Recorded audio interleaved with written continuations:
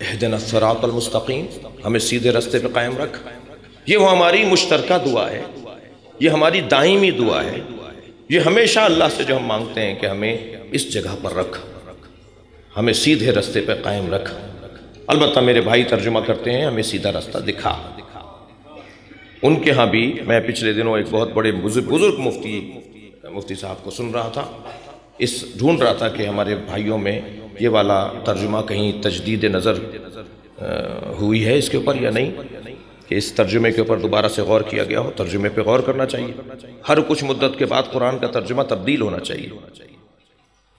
اس کی دو وجہ ہیں، ایک تو زبان تبدیل ہوتی ہے، جو زبان، جو الفاظ، جو بندشیں اب سے مثال کے طور پہ 100 سال پہلے اردو میں تھیں یا کسی بھی زبان میں تھیں، وہ اب بندشیں نہیں ہیں، وہ ترکیبات نہیں ہیں، وہ الفاظ متروک ہو رہے ہیں، نئے الفاظ شامل ہو رہے ہیں۔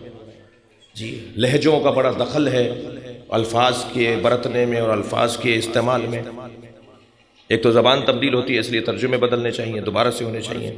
دوسرا، ترجمہ کرنے والے کی معلومات میں اضافہ ہوتا ہے۔ ترجمہ تو قرآن نہیں ہے، وہ تو ترجمہ کیا جاتا ہے تاکہ ہم قریب تر ہو جائیں اس لفظ سے جو لفظ اللہ نے قرآن میں نازل کیا ہے۔ قرآن ترجمہ نہیں ہے، قرآن علیحدہ ہے، ترجمہ علیحدہ ہے۔ احترام ہونا چاہیے کیونکہ اسی قرآن کا ترجمہ ہے، اس کو پڑھنا بھی چاہیے، لیکن جو اللہ کے الفاظ ہیں وہ ترجمہ نہیں ہے، لہذا ہر کچھ مدت کے بعد ترجمے کی ضرورت ہے۔ اور یہ تو گزارش میں ایک مدت سے کرتا آ رہا ہوں کہ حدیثوں میں بھی ترجمہ تبدیل کرنے کی ضرورت ہے، یعنی دوبارہ سے نظر ثانی کی ضرورت ہے۔ قرآن مجید کے ترجمے میں بھی دوبارہ نظر ثانی کی ضرورت ہے۔ کتنی مشہور حدیث ہے جی، ان الحسن والحسین سیدا شباب اہل الجنہ، حسن و حسین جوانان جنت کے سردار ہیں۔ یہ ترجمہ غلط ہے، سبھی کرتے ہیں یہ ترجمہ، حسن حسین جوانان جنت کے سردار ہیں۔ نبی نے تو یہ نہیں فرمایا حسن حسین جوانان جنت کے سردار ہیں، یہ کل میں آپ سے بات کر چکا ہوں جی۔ ترجمہ بدلنے کی ضرورت ہے۔ نبی تو فرما رہے ہیں حسن حسین جوانان اہل جنت کے سردار جی، حسنین کو اہل جنت کا سردار بنایا ہے، جوانان جنت کا سردار نہیں۔ جوانان جنت کا سردار یعنی مر جاؤ تو حسنین کی سرداری ملے گی، مردوں کے سردار ہیں نہیں، دنیا میں ہی اہل جنت بن جاؤ تو حسنین تمہارے سردار ہیں۔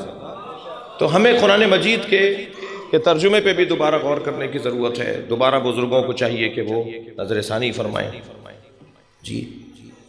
تو یہاں اہدنا الصراط المستقیم، یا اللہ مجھے سیدھے راستے پر قائم رکھ۔ حضرت عمر کا دور، ایک مسیحی جو مسلمان ہوا تھا، اس نے پوچھا مسلمانوں سے، دیکھا مسلمانوں کو بولتے ہوئے کہ یہ تو ایک ہی دعا کر رہے ہیں، یا اللہ ہمیں سیدھے راستے کی رہنمائی فرما، ہمیں سیدھے راستے کی ہدایت فرما۔ اس نے اپنے مسیحی دوستوں سے جا کے کہا، انہوں نے کہا جی اب تک تو ان کو سیدھا راستہ ملا نہیں، اتنے عرصے سے سیدھا راستہ ڈھونڈ رہے ہیں تو تم وہاں کہاں چلے گئے؟ وہ بات اس کے دماغ میں بیٹھ گئی، دوبارہ مسیحی ہو کر شام چلا گیا۔ دور حضرت ابوبکر کا ہے، توجہ ہے۔ تو حضرت ابوبکر نے کو خبر ہوئی کہ ایسا ہو گیا، تو انہوں نے فرمایا کہ کچھ سخت اقدام اٹھانے کی بات ہوئی، تو حضرت مولا علی تک خبر پہنچی۔ حضرت نے فرمایا نہیں، سخت قدم نہ اٹھایا جائے، اس نے بات سمجھی نہیں ہے، اس تک بات پہنچی نہیں ہے، ہمیں اسے بات سمجھانے کی ضرورت ہے۔ کہا یا علی یہ کام آپ کا ہے، آپ کریں۔ اچھا ذہن میں رہے کہ حضرت ابوبکر کے دور میں بھی، حضرت عمر کے دور میں بھی، حضرت عثمان کے دور میں بھی خلافت مولا علی کی ہی تھی۔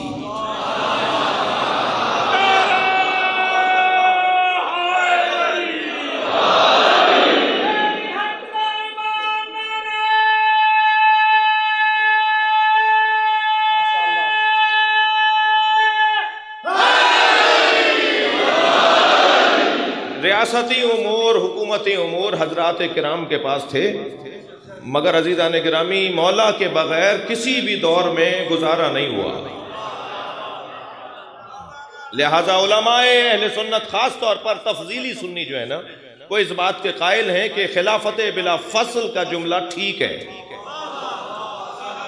علی ہی خلیفہ بلا فصل پیغمبر ہے۔ وہ اور بات ہے کسی کا 4 سال کا دور تھا، کسی کا 2 سال کا دور تھا، کسی کا مثال کے طور پہ 12 سال 14 سال کا دور تھا، اور مولا علی کا 25 سال کا دور تو ہم اپنے پہلے والوں کے ساتھ تھا، اور 4 سال کا دور اپنے ساتھ تھا۔ اس طرح علی کی خلافت بلا فصل تقریباً 30 سال تک چلی۔ ایک دفعہ نہیں ہوا ہے، بارہا ہوا ہے کہ علی کو بلاؤ، علی سے پوچھو۔ حتی حضرت عمر نے تو 70 صبح سے زیادہ دفعہ کہہ دیا کہ اگر علی نہ ہوتے تو میں ہلاک ہو جاتا.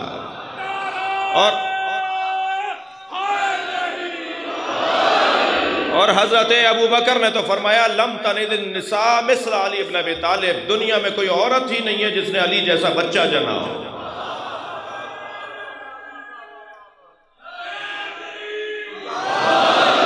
کبھی کسی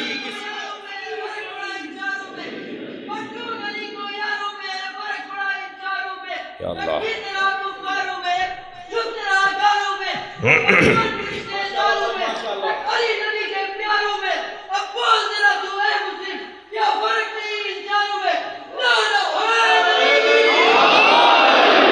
نہیں، یہ تو بحث ہی نہیں ہے، کسی نے بھی نہیں کی ہے بحث. یہ تو بحث ہی نہیں ہے، بات بہت روشن ہے. افضلیت مولا علی کی بحث روشن ہے. اس بحث کو اختلافی نہیں بنانا، یہ بحث اختلافی نہیں ہے، الجھنوں کا شکار نہیں ہے، سب پر روشن ہے کہ مولا علی سے بعد از مصطفیٰ علی سے افضل کوئی نہیں. سرکار دو جہاں کے بعد مولا علی سے افضل کوئی نہیں ہے، کسی نے دعویٰ بھی نہیں کیا. کسی نے دعویٰ بھی نہیں کیا. اگر آپ تھکے ہوئے نہیں ہیں تو ایک مثال دے رہا ہوں. حضرت عائشہ تشریف فرمائے، سیدہ زہرا بھی تشریف فرمائے. ایک صحابیہ نے کہا یا عائشہ جنت میں آپ نبی کی زوجہ ہوں گی اور اے زہرا آپ علی کی زوجہ ہوں گی، جوڑا کون سا بڑا ہوگا؟ اچھا سوال اچھا ہے، مگر حضرت عائشہ نے جواب دینا بھی پسند نہیں فرمایا. جناب زہرا کی طرف دیکھ کر کہا لیتنی کنت شعرۃ راسک، اے فاطمہ کاش میں تمہارے سر کا ایک بال ہوتی.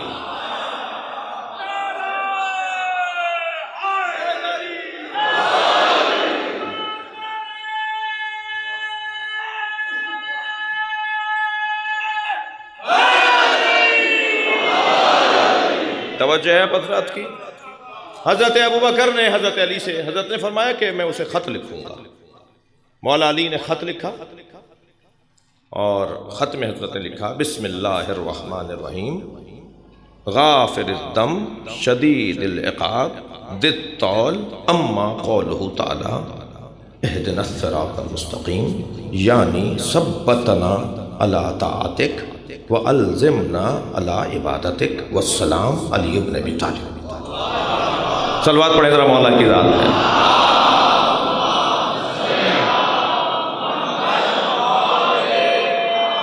مختصر ترین جامع ترین میرے مولا علی نے خط لکھا، اور جب یہ خط شام اس تک پہنچا تو وہ خط لے کر مولا کی خدمت میں آیا اور کہا کہ میں نے اسلام سمجھا نہیں تھا، اب سمجھا.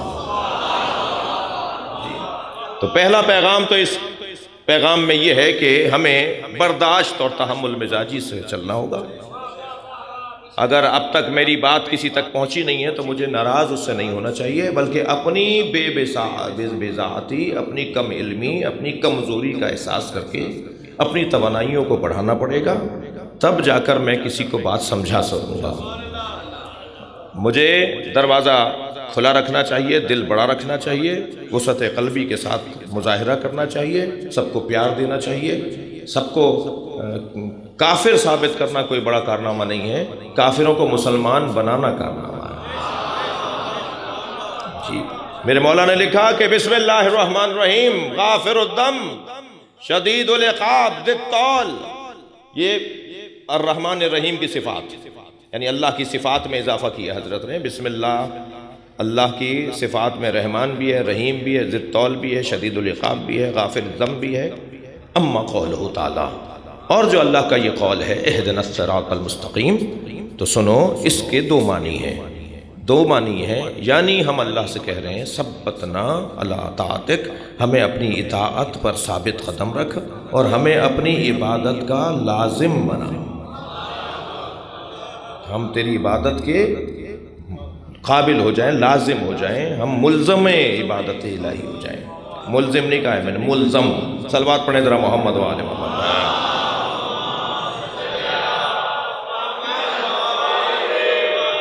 عزیزان گرامی، حضرت جابر ابن عبداللہ انصاری حج بیت اللہ سے مشرف ہو رہے ہیں.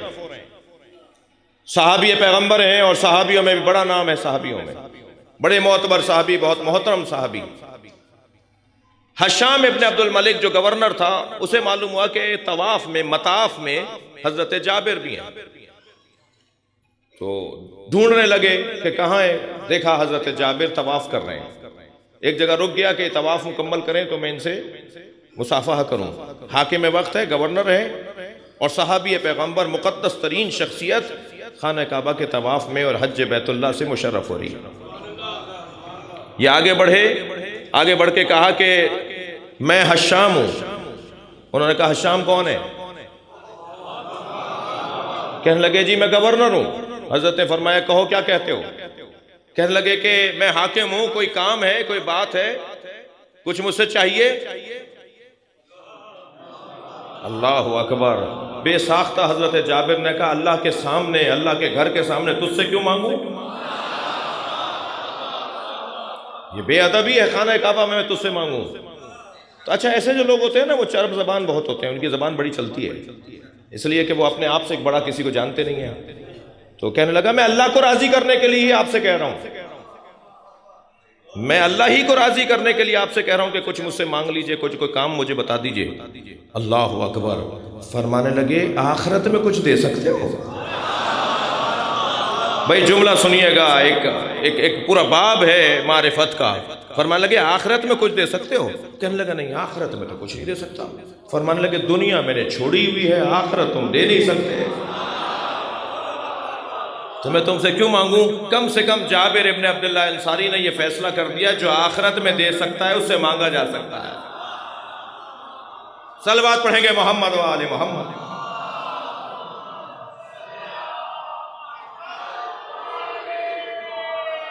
اللہ کے ہاتھ میں مالکیت ہے اور اللہ سے وہ دلوا سکتا ہے کہ جو اللہ سے قرب رکھتا ہے.